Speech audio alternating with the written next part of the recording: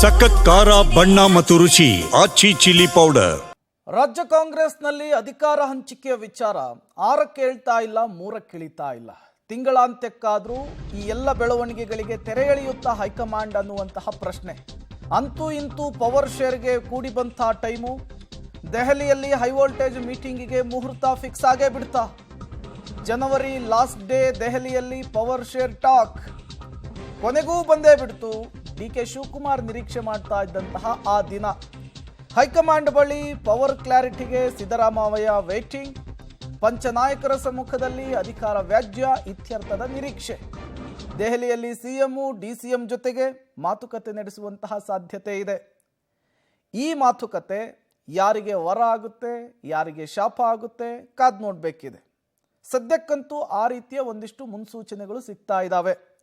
ಇಬ್ಬರು ನಾಯಕರನ್ನು ಕೂರಿಸ್ಕೊಂಡು 5 ಜನ ವರಿಷ್ಠರು ಒಂದು ಕಡೆ ಕೂತ್ಕೊಂಡು ಈ ಸಮಸ್ಯೆಗೆ ಇತಿಶ್ರೀ ಹಾಡಬೇಕು ಅಂಥೇಳಿ ನಿರ್ಧರಿಸಿದ್ದಾರಂತೆ. ಬಟ್ ಆ ಸಭೆಯಲ್ಲಿ ಏನಾಗುತ್ತೆ ಅನ್ನೋದು ಪ್ರಶ್ನೆ. ಜನವರಿ ಅಂತ್ಯಕ್ಕೆ ಮುಖ್ಯಮಂತ್ರಿ ಪವರ್ ಟಾಕ್.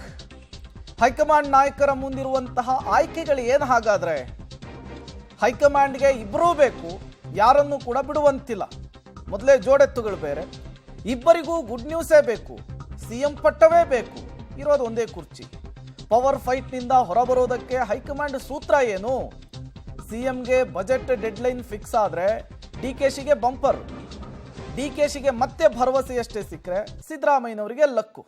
ಹಾಗಾಗಿ ಅಳೆದು ತೂಗಿ ಒಂದು ಸೂತ್ರವನ್ನು, ಫಾರ್ಮುಲಾವನ್ನು ಅಪ್ಲೈ ಮಾಡೋ ಸಾಧ್ಯತೆ ಇದೆ.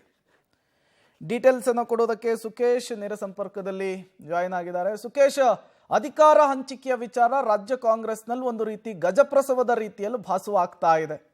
ಈ ತಿಂಗಳಾಂತ್ಯಕ್ಕಾದರೂ ಕೂಡ ಇದಕ್ಕೆ ತೆರೆ ಎಳೆಯುವಂತಹ ಸಾಧ್ಯತೆ ಇದೆಯಾ? ಹೈಕಮಾಂಡ್ ಈ ನಿಟ್ಟಿನಲ್ಲಿ ಏನು ಯೋಚನೆ ಮಾಡ್ತಾ ಇದೆ ಅಂತ ಹೇಳಿ ಸುಖೇಶ್?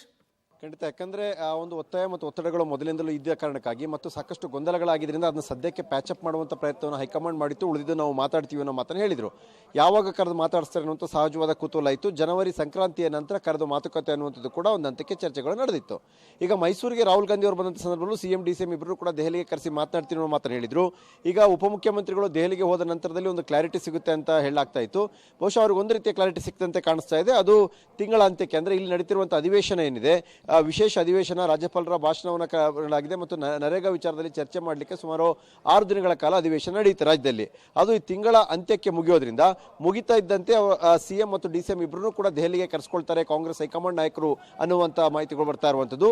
ಒಂದು ತೀರ್ಮಾನವನ್ನಂತೂ ಮಾಡಬೇಕು ಅನ್ನುವಂಥದ್ದು. ಏನು ಅನ್ನುವಂಥದ್ದು ಅಂದರೆ, ಅಕಸ್ಮಾತ್ ಪವರ್ ಶೇರಿಂಗ್ ಇದೆ ಅನ್ನೋದು ಅದಕ್ಕೊಂದು ಡೆಡ್ಲೈನ್ ಫಿಕ್ಸ್ ಮಾಡುವಂಥದ್ದು ಅಥವಾ ಪವರ್ ಶೇರಿಂಗ್ಗೆ ಒಂದು ಮುಹೂರ್ತ ನಿಗದಿ ಮಾಡುವಂಥದ್ದು, ಏನೋ ಒಂದಂತೂ ಆಗಲೇಬೇಕು ಅನ್ನುವಂಥ ಲೆಕ್ಕಾಚಾರದಲ್ಲಿ ಒಂದು ತೀರ್ಮಾನ ಆಗ್ಬೋದು ಅನ್ನುವಂಥದ್ದು. ಹಾಗಾಗಿ ಅದೇನು ಅನ್ನುವಂಥದ್ದು ಇನ್ನು ಸ್ಪಷ್ಟತೆ ಇಲ್ಲದೆ ಇದ್ರೂ ಕೂಡ ಮಾತುಕತೆ ಅಂತೂ ಮಾಡ್ತೀವಿ, ಅದಕ್ಕೆ ಕರ್ಸ್ಕೊಳ್ತೀವಿ ಎನ್ನುವಂಥ ಒಂದು ಸೂಚನೆ ಸಿಕ್ಕಂತೆ ಕಾಣಿಸ್ತಾ ಇದೆ.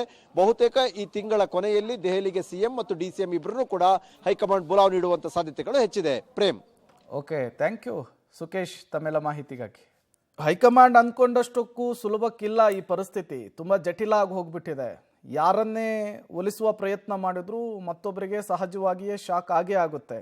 ಹಾಗಾಗಿ ಈ ತಂತಿ ಮೇಲಿನ ನಡಿಗೆಯನ್ನು, ಪರಿಸ್ಥಿತಿಯನ್ನು ಹೇಗೆ ನಿಭಾಯಿಸುತ್ತೆ ಹೈಕಮಾಂಡ್ ಅನ್ನೋದು ಕಾದು ನೋಡಬೇಕಿದೆ.